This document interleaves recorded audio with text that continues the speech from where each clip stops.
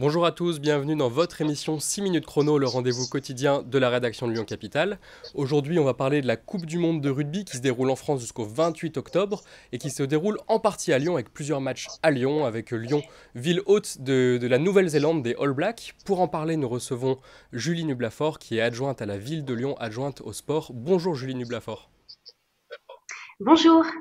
Merci d'être connectée avec nous aujourd'hui. On va rentrer dans le vif du sujet.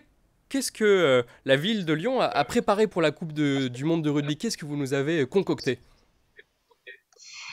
Alors effectivement, on a la chance d'avoir ce grand événement dans notre ville et nous avons travaillé depuis déjà quelques années à cet accueil. Vous le savez, on a reçu très récemment les All Blacks qui ont pris leur quartier dans notre ville et plus particulièrement à Gerland. Donc on a eu une cérémonie d'accueil qui a lancé en fait un peu les festivités et puis du coup de cette Coupe du Monde. Nous avons bientôt le 23 septembre l'inauguration de notre village rugby qui se situera place Bellecour avec plein d'animations à la fois plutôt pour les mais aussi pour les adultes.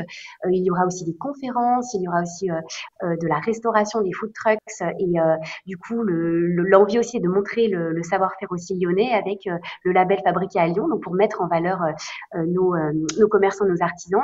Et nous aurons bien sûr des initiations aussi sportives avec un travail qu'on a fait avec les clubs du territoire de la ville de Lyon, le Col notamment, le Loup bien sûr, Rébellion, et puis aussi les clubs de la métropole, puisque nous sommes en partenariat avec la métropole de Lyon. Voilà, donc c'est un peu le point central, hein, on va dire, le centre névralgique. C'est Place Bellecour, vous avez dit. Ce sera pour tous les âges. Est-ce qu'on pourra venir avec des enfants? Ça reste un lieu fait pour les familles aussi, on est d'accord? C'est bien ça? Tout à fait, il y aura beaucoup d'animations, beaucoup de choses, d'ateliers créatifs aussi proposés aux familles, aux enfants. Tout le monde vraiment pourra trouver une animation qui va lui convenir. Et puis on va effectivement jouer aussi avec les différentes affiches que nous recevons, les différents pays que nous allons accueillir. Et il y aura toute une thématique aussi pour mettre en valeur bien sûr le pays que nous allons accueillir avec un accueil bien sûr des supporters puisqu'on attend beaucoup de monde dans notre ville sur cet événement. Donc là, on a parlé de la place Bellecour qui va faire vivre le rugby. Après, vous allez aussi avoir du pavoisement dans la ville, bien sûr, des affiches, des drapeaux. La ville va vraiment être vibrée en fait au son de cette Coupe du Monde. Et nous aurons également, une fois que le village fermera ses portes, nous allons prendre le relais sur le quartier de Gerland, au Palais des Sports, qui est un lieu aussi emblématique de notre ville et qui pourra accueillir les retransmissions de notre équipe de France que nous allons suivre justement et on espère qu'elle va aller jusqu'au bout de cette compétition. Elle est bien Les partie, matchs, ça nous veut dire de l'espérons. Nous quart, de aurons demi et de finale au Palais des Sports, c'est ça? Quel que soit le résultat d'ailleurs, même si la France n'est pas qualifiée, c'est tout de même prévu qu'on puisse aller au Palais des Sports? alors on suivra plutôt la France en fait, quart de finale, finale avec la France évidemment et nous aurons aussi un travail avec le rugby pour en cas de finale et ce qu'on souhaite à l'équipe de France pouvoir retransmettre avec le rugby au Matmut Stadium pour accueillir davantage de Lyonnais et de Lyonnaises à cette belle D'accord. finale qu'on espère. D'accord. On a parlé aussi des All Blacks. Ils sont à Lyon depuis maintenant quelques semaines. Comment ça se passe? Est-ce que vous avez des premiers retours? Est-ce ils sont contents des infrastructures et de l'accueil qu'ils ont reçu dans la ville? Et est-ce qu'ils ont pu un peu commencer à visiter au-delà des deux matchs, je crois, qu'ils ont fait, dont un contre la France déjà?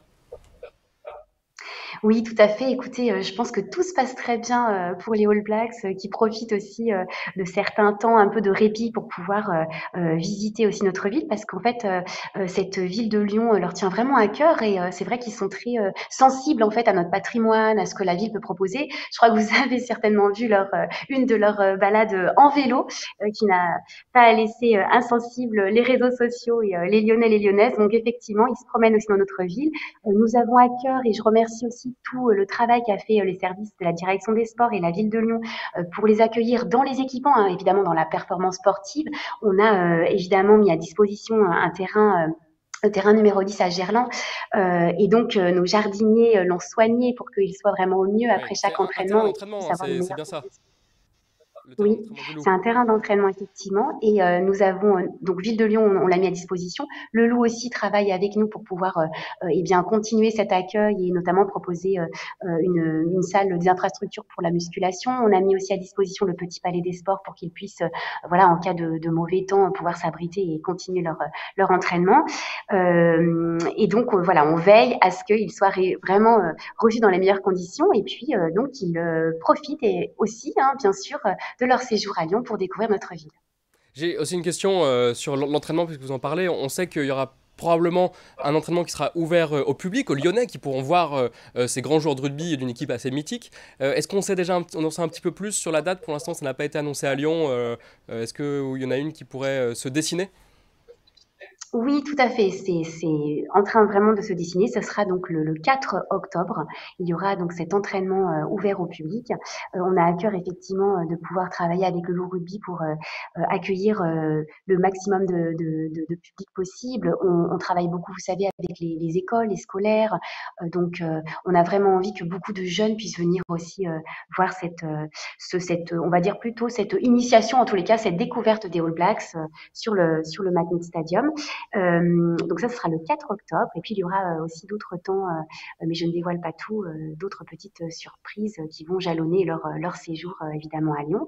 Je voulais aussi rajouter que les matchs eh bien, donc, bientôt commencer, ce sera le 24 septembre prochain pour le premier qui se déroulera donc au Groupama Stadium. Et donc, nous avons aussi travaillé sur une billetterie sociale et on a à peu près 1700 places qui ont été achetées par la ville de Lyon pour pouvoir justement bénéficier aux structures solidaires, aux associations, aux scolaires et puis au dispositif EOP des enfants en fait qui sont reçus dans les accueils de loisirs l'été de la ville de Lyon.